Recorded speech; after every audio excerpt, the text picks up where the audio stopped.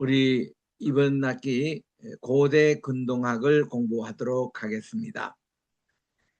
고대 근동학의 우리 실러버스를 살펴보면은 학습 목표가 고대 근동의 지리, 역사, 문화를 이해하는 것입니다.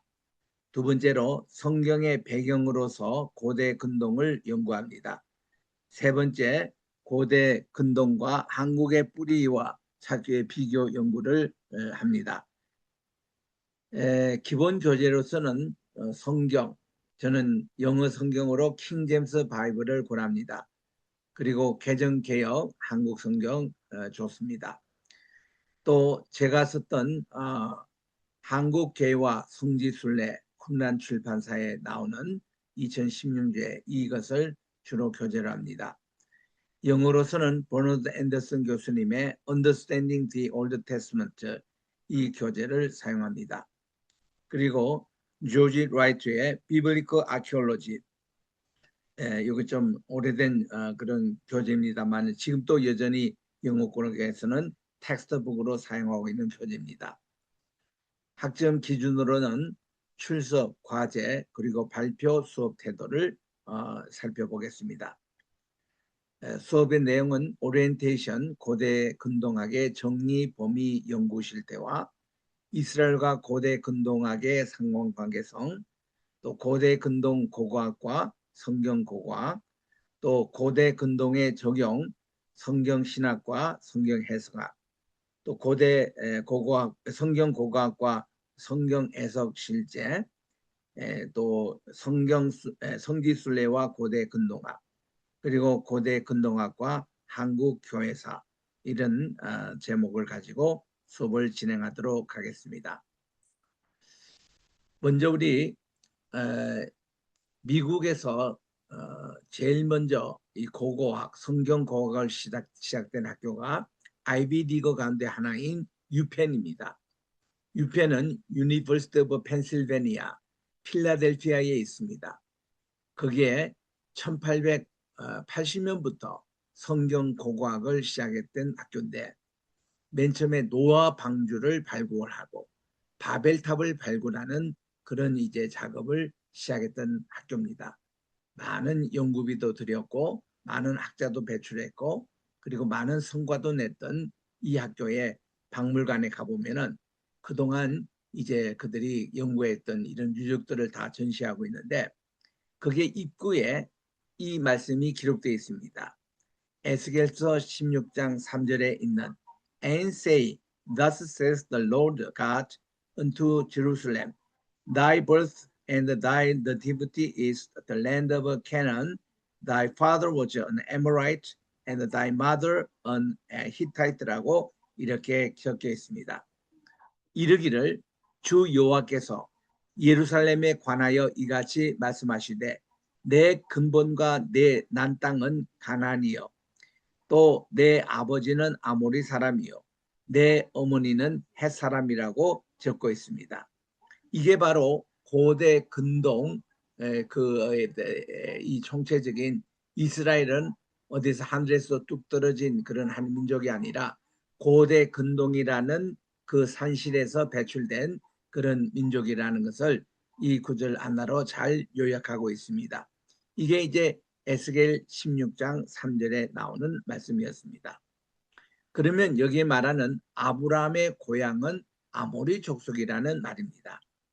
이 아모리 족속을 영어로 에모라이스, 이거는 구약 성경에서 이스라엘 백성이 약속의 땅을 차지하는 과정에서 반드시 정복해야 했던 주요 가나안 족속 중 하나로 등장합니다. 그러나 이 족속은 단순한 가나안 지역의 토착 민족을 넘어서 고대 근동, 이거를 Ancient Near Eastern이라 그러고 약자로 ANE라고 그럽니다. 이 역사 전반에 걸쳐 막대한 영향을 행사했던 거대한 문화 집단이었다는 이중적인 그런 정체성을 지니고 있습니다. 아모리 족속에 대한 성경적 기원과 또 신학적인 의미, 특별히 창세기 15장 16절에 나옵니다마는, 그리고 고대 근동의 역사 및 고고학적인 기록, 이 아무르라고 하는 족속과 관계되어 있는데 이것을 우리가 살필 수가 있습니다. 하나님의 언약 성취 과정에서 이들이 차지했던 구속사적인 중요성을 조명할 수가 있습니다. 여기 우리 지도를 통해서 various Amorite states, 이게 아모리 사람들이 살았던 여러 지역을 우리가 살필 수가 있습니다. 얌하드, 카트나, 마리, 안다리, 바빌론, 앤드 에시눈나, 이런 지역들이 이렇게 아모리 사람들이 살았던 그런 고대 전동의 그 전역에 널리 살았던 그런 지도를 우리 오른쪽에서 볼 수가 있습니다. 그리고 왼쪽은 아브라함의 이주의 경로를 이렇게 얘기를 하는데 이런 경로가 그 당시에 아모리 사람들이 이민했던 그런 경로와 아주 유사합니다. 그래서 이런 아모리 사람 그 연구, 이것이 아브라함의 뿌리가 되는 바로 이제 데라의 집안에서 자랐죠. 그 뿌리가 그 당시에 아모리 족속의 일원이었다라는 것을 알 수가 있습니다. 조금 더 살펴보면 아모리 인구와 고대 근동에 대해서 고고학자들은 메소포타미아 지역, 메소포타미아 지역이라는 것은 유프라테스 강과 티그리스 강 이 사이에 있는 이것을 메소포타미아 지역이라 합니다. 이 지역에서 아모리인들과 관련된 많은 유물과 기록들을 발견합니다. 이들 유적들은 아모리인들이 당시 강력한 군사력과 문명을 가진 민족이었음을 보여줍니다. 예를 들어 바빌로니아 제국을 세운 아모리 왕조의 통치 기록들은 이들의 영향력을 엿볼 수 있는 중요한 증거입니다. 아모리인들은 바빌론을 세우고 그 도시를 중심으로 번성한 민족이었습니다. 이들의 통치와 법제는 이후 중동 지역의 법과 정치 체계에 큰 영향을 미쳤습니다. 예를 들면 바빌론 제국을 세웠던 니무롯이라든가 또 바빌론 제국에서 아주 유명했던 함무라비 왕, 이런 분들이 다 아모리 계통의 출신이었다는 것입니다.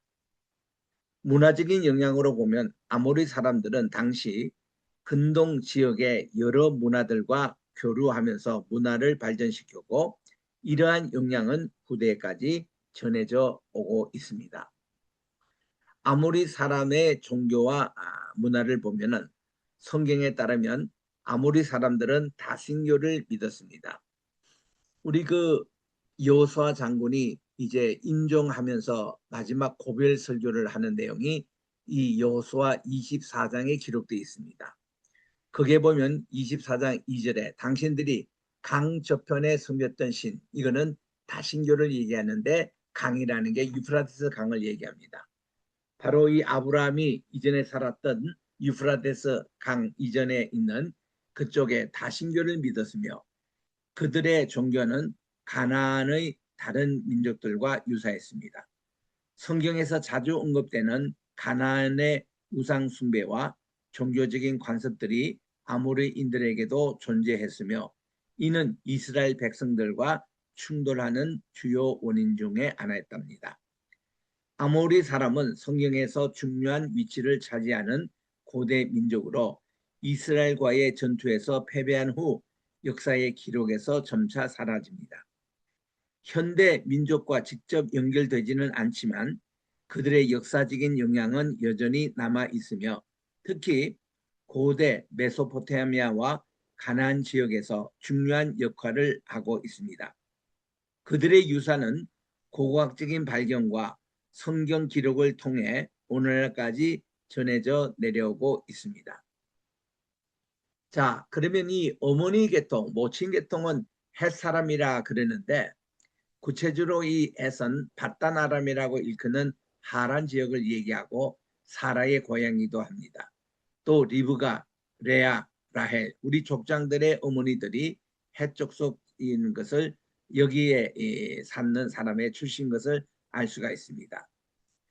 이 헷 족은 구약 성경에 언급되는 민족으로 히브리어 본문에서는 주로 헷의 자손 또는 햇사람이라고 히타이트라고 이렇게 표현합니다. 성경의 계보 구조 안에서 히타이트 햇은 가나안의 아들이며 또 가나안은 함의 아들로 소개되고 있습니다. 따라서 성경 전성 안에서 헷 족속은 이 가나안 계열 민족의 하나로 자리 잡고 있습니다. 창세기 10장에 보면은 이 점을 분명히 알고 있습니다. 가나안은 그의 맏아들 시돈과 헷을 낳았고 이렇게 창세기 10장 6절에 이렇게 말씀하고 있고 또한 역대기상 1장 13절에도 같은 계보를 반복합니다. 가나안은 그의 맏아들 시돈과 헷을 낳았다 이렇게 되어 있습니다. 이러한 계보는 헷 족을 단순한 외부 침략 세력이라기보다 가나안 땅의 오래된 민족 구성 가운데 하나로 이야기합니다. 그러나 문제는 성경 전체를 읽을 때에 이 단순한 그림이 유지되지 않았다는 점입니다.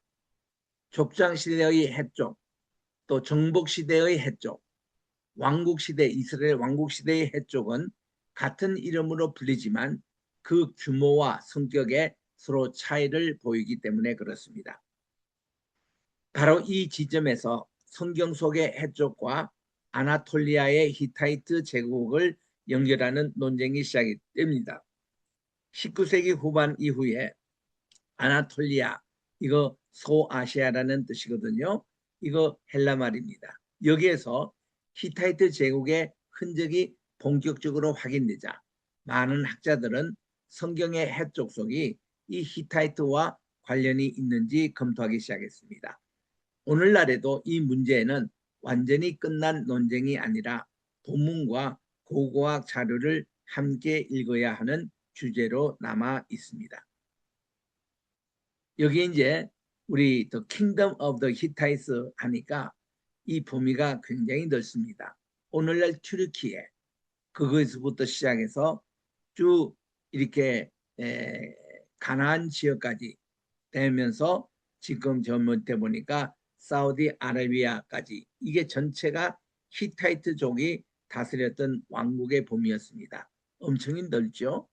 그리고 오른쪽에 나오는 이 지도도 아나톨리아 이거를 옛날에 소아시아라 그랬습니다. 예전에는 다 이 지중해 중심으로 세계를 이렇게 평가할 때입니다. 그 지중해에서 가장 가까운 동쪽이 바로 Near East, 근동이라 그래요. 우리 한국까지 먼 이스를 Far East, 극동이라 그럽니다.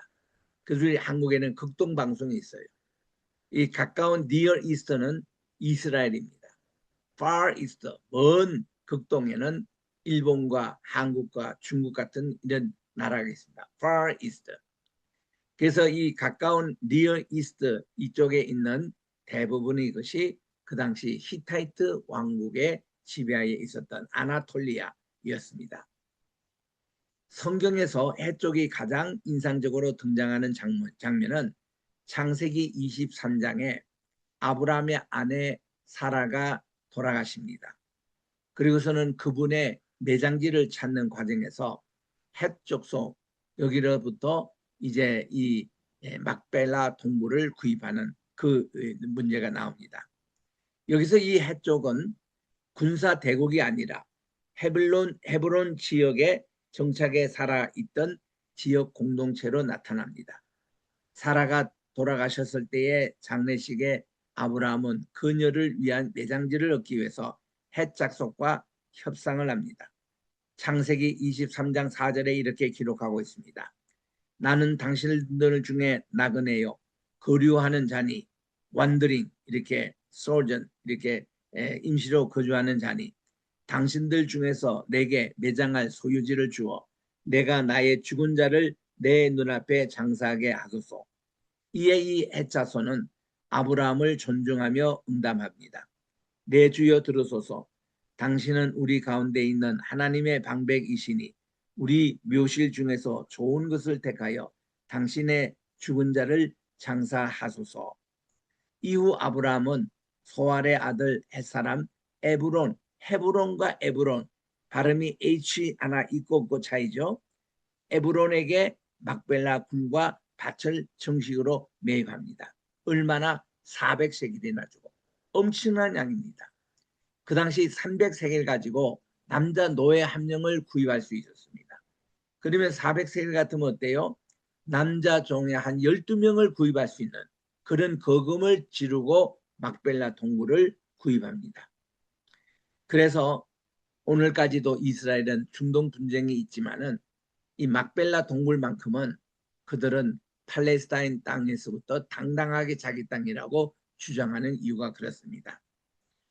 그 밭과 그 중에 있는 굴이 헷 자손에게서 아브라함의 매장할 소유지로 확정되었더라고 말씀하고 있습니다.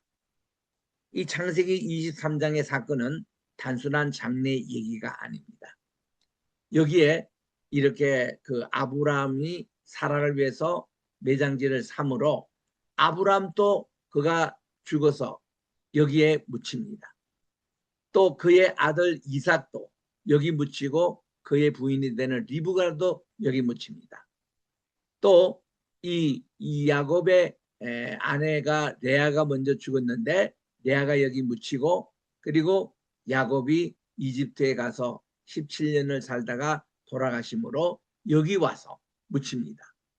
그래서 이 막벨라 동굴은 이제는 이스라엘의 족장들 아브람, 이삭, 야곱과 그의 부인들의 묘가 된 거예요. 우리 한국 마찬가지로 선친의 묘가 있는 곳이 고향이 됩니다. 그래서 이 헤브론 땅은 오늘날까지도 이스라엘의 고향이 되고 있습니다. 젖과 꿀이 흐르는 땅이에요. 그리고 거기는 비옥한 땅입니다. 비를 흡수하는 땅입니다. 약속의 땅이에요. 나칼라입니다. 그래서 이제 여기에 우리 이집트에서 나온 이스라엘 백성들이 가는 목적지가 바로 여기였습니다. 바로 헤브론, 조상들의 묘가 있고 바로 자기 직전 야곱이 누굽니까? 바로 요셉의 아버지잖아요. 그래서 그분이 여기 이집트에서 돌아가셔서 장례를 여기 했는데 여기 가는 게 목적이었습니다. 그래서 그들이 이제 한 달 반 만에 이쪽으로 갈 수도 있었는데 그들이 이제 그 가데스 바네아에서 정탐 12군 보냈다가 그 여호수아와 갈렙 두 정탐군만이 우리 올라가서 치솟어 근데 다른 10명의 정탐군이 다 가기를 꺼려했습니다. 키도 잘 세더는 작고 여러 가지 열등감이 생기고 거인족을 만나고 그래서 그들이 더 두려워했습니다. 그래서 이 모세와 아론이 10명 정탐군의 의견을 따르므로 하나님께 크게 아주 신뢰를 범했던 그런 것입니다. 바로 창세기 25장에도 49장에도 50장에도 반복적으로 다시 이것이 족장들의 묘로 이렇게 나오는 것입니다. 그 밭은 아브라함이 헷 자손에게서 산 것이라. 그 밭과 그 속에 있는 굴은 헷 자손에게서 산 것이니라. 아브라함이 마므레 앞 헷사람 에브론에게서 밭과 함께 매장할 소유지로 산 막벨라 밭 굴에 장사하였더라. 이렇게 성경은 여러 번 여기에 대해서 이렇게 말씀하고 있습니다. 이 반복은 두 가지 점을 강조하고 있지요. 첫째는 족장들의 매장지는 우연히 얻은 장소가 아니라 정당하게 매입한 땅이라는 것을 강조하고 있습니다. 둘째로 이 헷 족속은 족장 시대의 실제 지리와 사회 질서 속에서 기능하는 구체적인 집단이라는 점입니다. 이 본문에서 헷 족은 가나안의 지역 주민이며 또 성문에서 거래가 이루어지고 토지 소유권이 공개적으로 확인되는 사회적 구조를 가진 공동체로 그려집니다. 히타이트족, 이 헷족은 족장 이야기에서 단지 매장지를 파는 민족으로만 등장하지 않습니다. 이삭과 리브가 그리고 에서와 야곱의 모든 그런 설화에서도 헷족은 매우 가까운 이웃 민족으로 등장합니다. 바로 밧단 아람이라고 그래요. 창세기 26장 34절에 다음과 같이 말합니다. 에서가 40세가 됐을 때에 햇사람 부에리의 딸 유딧과 햇사람 엘론의 딸 바스맛을 아내로 맞이하니 이렇게 합니다. 또 이어지는 35절에서는 이 결혼이 부모에게 심각한 근심이 되었다고 밝힙니다. 그들이 이삭과 리브가에게 근심이 되었더라. 또 창세기 27장 46절에서는 리브가는 더 직접적으로 말합니다. 내가 햇사람의 딸들로 말미암아 내 삶이 피곤하니. 이런 본문들은 해쪽이 족장 가문과 혼인 관계를 맺을 정도로 가까운 위치에 있었음을 보여줍니다. 다시 말해 해쪽 수원은 추상적인 이방 민족이 아니라 당시 가나안 사회에서 이스라엘 족장 가문과 실제 접촉하던 생활권 안의 사람들이었습니다. 동시에 이 혼인 얘기는 성경이 언약 공동체의 정체성을 얼마나 중요하게 여기는지를 드러냅니다. 해족속과의 결혼은 단순한 국제 결혼이 아니라 신앙과 정체성의 경계를 흐리는 상징적인 사건으로 읽힙니다. 소제목의 출애굽과 가나안 정복 전성 속의 해족속입니다. 출애굽과 가나안 정복 전성으로 넘어가면 해족은 하나의 정형화된 그런 가나안 민족의 목록 안에 자주 등장합니다. 이 시기의 해족속은 주로 가나안인, 아모리인, 브리스족, 히위족, 여부소족과 함께 언급되는 가나안의 7개 부족 가운데 하나였습니다. 하나님께서 이스라엘 앞에서 쫓아내실 7민족 중에 하나로 자리매김을 합니다. 출애굽기 3장 6절에 8절에서 대표적인데 내가 내려와서 그들을 이집트 사람의 손에서 건져내고 그들을 그 땅에서 인도하여 아름답고 광대한 땅, 젖과 꿀이 흐르는 땅, 곧 가나안인과 헷사람과 아모리인과 브리스족과 히위족과 여부스족의 땅으로 데려가려 하노라. 또 신명기 7장 1절에서는 헷족을 포함한 7민족을 보다 공식적으로 제시합니다. 내 앞에서 많은 민족 곧 헷사람과 기르가스족과 아모리인과 가나안인과 또 브리스족과 히위족과 여부스족 7민족을 쫓아내시며 너보다 광대한 그들을 물리칠세라고 나옵니다. 또 신명기 20장 17절에도 해족을 진멸의 대상으로 언급합니다. 그러나 너는 그들을 진멸할지니 곧 헷사람과 가나안인과 브리스족, 히위족과 여부스족 이런 명단에 나옵니다. 이런 본문에서 해족은 특정 개인이나 한 도시가 아니라 가나안 정복의 문맥에서 반드시 등장하는 민족 범위로 기능합니다. 즉 족장 시대의 지역 공동체로서의 해족이 출애굽과 정복 전성에서는 이스라엘이 정복해야 될 가나안 토착 민족의 하나로 일반화된 것입니다. 우리 지도상에 가나안 7족 명단 여호수아 11장 3절로 나오는 여기에 보면은 히타이트라고 된 게 보이시죠? 이게 이제 헬라 말로는 아나톨리아, 소아시아라는 뜻입니다. 이들의 범위가 오늘날 이란, 이라크 이런 나라까지 포함되는 메소포타미아 지역, 가나안 지역까지 이렇게 나오는. 그래서 또 저기 위에 보면 코카셔스 여기도 일반 헤타이트 사람들이 살았습니다.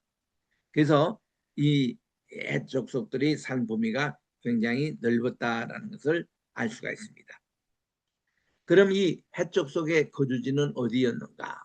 성경은 해족속의 거주지를 한 방향으로만 설명하지 않습니다. 어떤 본문은 해족을 가나안 산지의 주민처럼 묘사하고 또 다른 본문은 훨씬 더 넓은 북방 영역과 연결합니다. 이 점이 바로 해족의 정체성 논쟁의 핵심 가운데 하나입니다. 민수기 13장 29절에는 해족을 산지 주민으로 기록합니다. 아말렉인들은 남방 땅에 거주하고 헷사람과 여부수족과 아모리족들은 산지에 거주하며 가나안인들은 바닷가와 요단 강가에 거주하였더라. 이렇게 나옵니다. 또 여호수아 11장 3절과 12장 8절에서도 해족을 산지 집단과 함께 언급을 합니다. 이러한 본문만 보면 해족은 가나안 내부의 산악 지역에 자리 잡은 민족처럼 보입니다. 그러나 여호수아 1장 4절은 훨씬 더 넓은 시야를 제공합니다.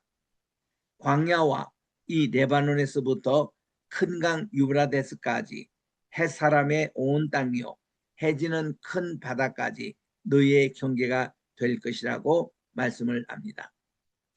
여기서 이 헷사람의 온 땅이라는 표현은 단순한 가나안 지역의 부족으로서의 설명하기 어려운 인상을 줍니다.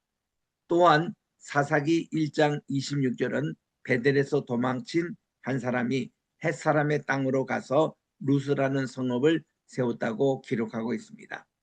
그 남자가 헷사람의 땅으로 가서 한 성읍을 건축하고 그 이름을 루스라 불렀더라.